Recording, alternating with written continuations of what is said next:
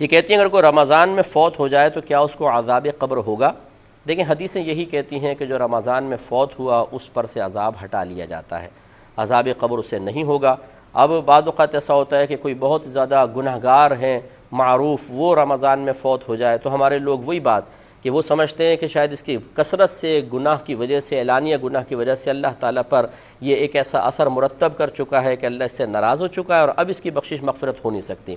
اب جب اس قسم کی حدیثیں ذکر کی جاتی ہیں جی رمضان میں اگر کوئی فوت ہو جائے عذاب قبر نہیں ہوگا، بولتے ہیں کہ یہ کیا بات ہوئی، ساری زندگی گناہ کر رہا ہے پھر بھی کچھ نہیں ہوگا۔ تو بھئی آپ کون ہوتے ہیں؟ آپ کی جیب سے کوئی پیسے نکال رہا ہے وہ، یا آپ کی کوئی پراپرٹی اس نے قبضے میں لے لی ہے، یہ اس کا معاملہ ہے، اس کے رب کا معاملہ ہے، آپ کو کیا تشویش ہے؟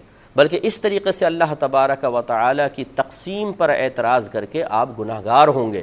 آپ نے نیک عمل کر کے کون سا کمال کر لیا ہے؟ یہ آپ کا کمال نہیں، یہ اللہ تبارک و تعالیٰ کا کرم ہے کہ اس نے آپ کو بے شمار گناہوں سے بچایا ہوا ہے، تو یہ ہمارا کوئی کمال نہیں ہے۔ اس طرح اس شخص نے اگر گناہ کیے ہیں تو اللہ تبارک و تعالیٰ نے اپنے عدل سے اسے نفس و شیطان کے حوالے کر دیا اور لڑنے کا موقع فراہم دیا، وہ شکست کھا گیا، اور آپ کو اللہ نے اپنے فضل سے نفس و شیطان کو مغلوب کر کے عبادات کی توفیق عطا فرمائی۔ دونوں جگہ، ایک جگہ عدل ہے ایک جگہ فضل ہے، لہٰذا ہمارا کوئی کمال نہیں ہے۔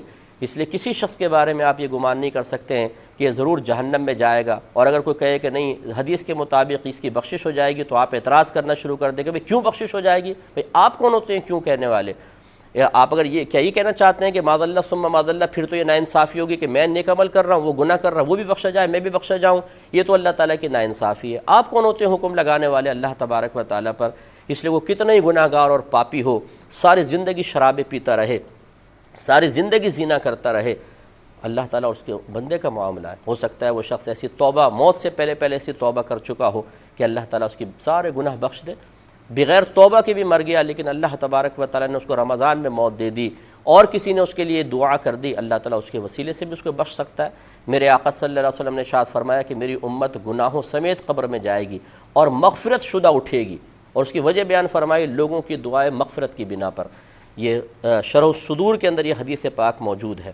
تو پوری امت کے ساتھ یہ معاملہ نہیں، لیکن اکثر کے ساتھ ایسا معاملہ ہے، کیونکہ بعض سرکار کے امتی جہنم میں بھی جائیں گے اور پھر آپ کی شفاعت سے وہ باہر آئیں گے، لیکن یہ اکثر لوگوں کے بارے میں سرکار کا قول ہے کہ میری امت گناہوں سمیت۔ ایک روایت میں ہے کہ میری امت گناہ سمیت قبر میں جائے گی تو جمعے تک انہیں عذاب ہوگا، اگر عذاب ہو رہا ہے جمعے کے بعد عذاب اٹھا لیا جائے گا۔ یہ تو میری اللہ کی مرضی ہے نا، تو اس طریقے سے ہمیں اللہ تعالیٰ کی تقسیم پر معترض نہیں ہونا چاہیے۔ اللہ نہ کرے، خدا نہ خواستہ آپ ابھی بڑے پپو ہیں، نیک ہیں، پرہیزگار ہیں، اور پھر آپ سے کوئی خطا ہو جائے تو اب آپ اپنے بارے میں کیا کہیں گے کہ ضرور آپ کی گرفت ہونی چاہیے، ضرور آپ کو رسوا ہونا چاہیے، ضرور بری موت آنی چاہیے، ضرور عذاب قبر ہونا چاہیے، ضرور میدان معاشر میں آپ کو ذلیل کیا جانا چاہیے؟ نہیں، اپنے بارے میں کیا گمان کریں گے؟